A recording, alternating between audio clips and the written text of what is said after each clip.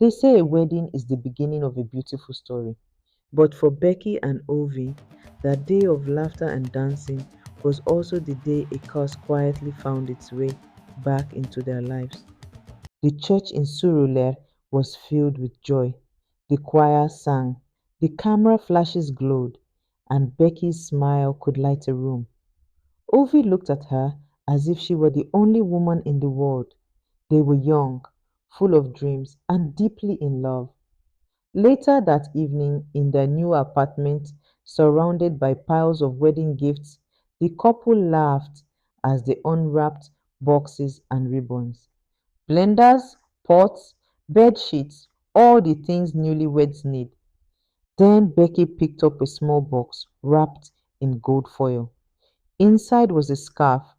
It shimmered, red and black, smooth like water, but strangely cold to the touch. She lifted it and called out, Ovi, see this beautiful scarf. But Ovi's expression changed. His smile vanished. He stared at the scarf and said quietly, Throw Throw it it away, away. please. Becky blinked. Throw it away. Why? He shook his head. I don't like the feeling I'm getting from it. She laughed, thinking he was joking. You and all these village superstitions, it's just a scarf. But Ovi was firm. Becky, I mean it. Please, throw it away. Becky only smiled, folded the scarf neatly, and tucked it inside her wardrobe. All right, Mr. Serious. I'll keep it safe, she said playfully. And that was the first act of disobedience that would change her life forever. Years passed. Ovi's business grew. Becky's career blossomed. Their love seemed unshakable. They moved to a bigger house in Ikea, and soon Becky became pregnant. The days were filled with laughter, baby shopping, and quiet prayers for a safe delivery. Life looked perfect until one ordinary Saturday. Ovi had traveled to Abuja for business, leaving Becky alone at home. She planned to visit the salon that day.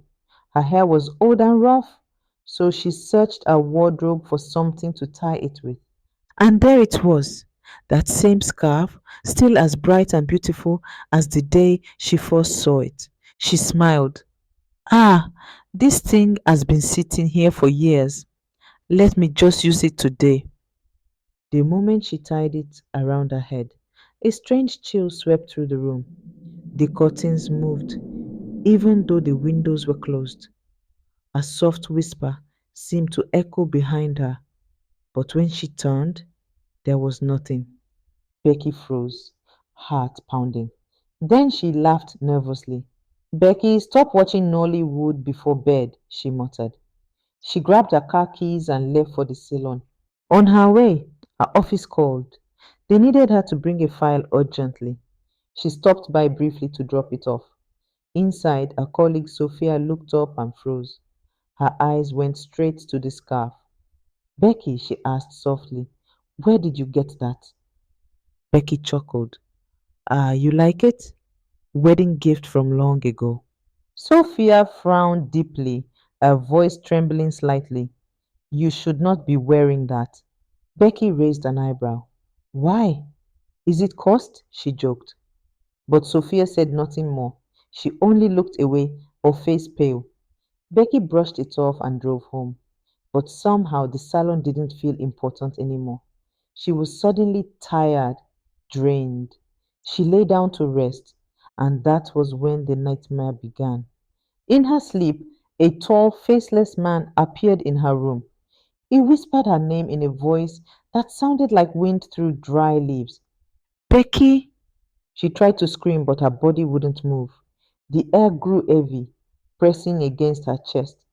The man touched her face, and everything went black. When Becky woke up, her bedsheet was drenched in sweat. Her heart raced wildly. Then she noticed something strange. The scarf that had been on her head was now under her skirt. She jumped up in confusion. Her reflection in the mirror made her scream. Her hair was gone, completely bald. Her husband adored her long black hair. She had always taken pride in it. Now, staring at her reflection, she saw someone she didn't recognize.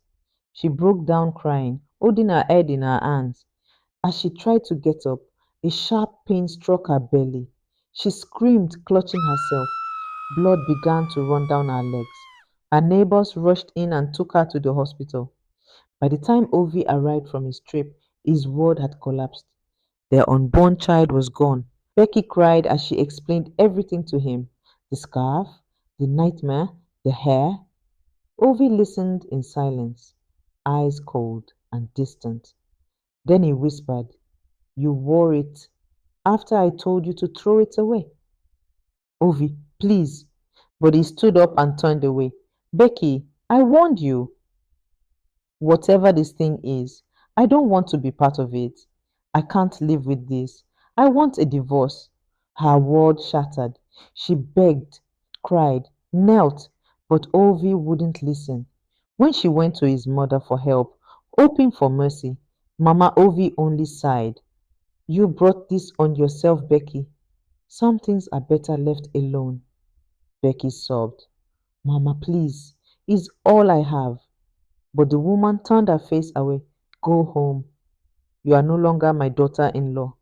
As Becky walked out in tears, another woman followed her. Nkechi, Ovi's late brother's widow. She pulled Becky aside under the mango tree behind the compound. "Becky," she said quietly, "you're not the first. The same thing happened to me." Becky looked at her, confused. "What do you mean?" Nkechi's eyes filled with tears. "I lost my husband the same way. He went mad. My hair fell off, just like yours. I thought it was a coincidence until I found out the truth." "The truth?" Becky whispered. Nkechi nodded slowly. "Your mother in law made a pact long ago. She was barren for many years until she met a river spirit. The spirit promised her a son, but demanded something in return: the wives of her sons. Every woman who marries into the family belongs to him." Becky's heart froze. "So that's why Ovi reacted that way." Nkechi nodded sadly. "Yes, he knows the curse.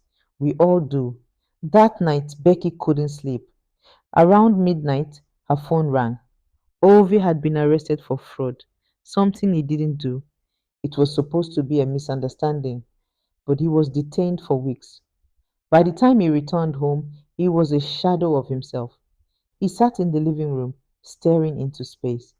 Then suddenly, he began to laugh, loud, hysterical laughter. His eyes rolled back. He started speaking in strange tongues, scratching the walls, tearing his clothes. Ovi had gone mad. Becky screamed for help as neighbors rushed in. He was taken to a church for prayers, chained to a wall as he screamed her name. She could no longer hold back her tears. She had lost everything: her hair, her child, her husband's sanity. In desperation, she went to Sophia, the only one who had seemed to know something from the beginning. Sophia sighed deeply when Becky arrived. "I warned you about that scarf," she said quietly, "but you didn't listen." "Please," Becky begged, "tell me what I can do." Sophia looked at her with pity. "There's only one way. The curse is tied to an earthen pot hidden in your mother in law's old compound in the village. Inside that pot are the hairs of every woman who has married into that family. Break it, and the curse will end." Becky felt a flicker of hope. She and Nkechi set out that night for the village. The journey was long, the road narrow. By the time they arrived, the moon hung low, and the village slept in silence. Guided by Sophia's description, they searched the old compound. Behind the kitchen hut, buried halfway in the ground, they found it: an old clay pot sealed with cowries and red cloth. A strange humming filled the air. The wind rose suddenly, howling through the trees. Becky's hands trembled. Then came the whispers: "Leave it or die." Her heart pounded. She remembered her child, her bald head, her husband's madness. Tears rolled down her cheeks. No, she whispered, not today. With all her strength, she lifted the pot and smashed it on the ground. A blinding light flashed, followed by a loud scream that echoed through the night. Mama Ovi's voice. At that same moment, miles away in Lagos, Mama Ovi slumped in her sleep and never woke again. The next morning, Becky received a call. Ovi was awake, calm, sane, and crying. She rushed home, and when he saw her, he ran into her arms. They held each other for a long time, both weeping. I'm sorry, Ovi whispered. I should have believed you. Becky only nodded, resting her head on his chest. It's over now, she said softly. It's finally over. And for the first time in months, peace filled their home. They say the past never truly dies. It waits in silence until someone disturbs it. Becky learned the hard way that some gifts come with hidden chains. Disobedience can open doors that love alone cannot close. And no secret, no matter how deeply buried, stays buried forever. Her story became a lesson for all who heard it. That not everything beautiful is harmless, and that courage, repentance, and truth can heal even the darkest curses. Moral lessons. Listen to warnings. Sometimes they are divine protection. Never ignore family secrets. They can shape destinies. Disobedience may begin small, but its consequences grow large. Love and courage can overcome even ancestral darkness. Thank you for staying up till this point. Please like this video, share and subscribe to our channel to help us grow and also notify you when next we are here with a new touching story.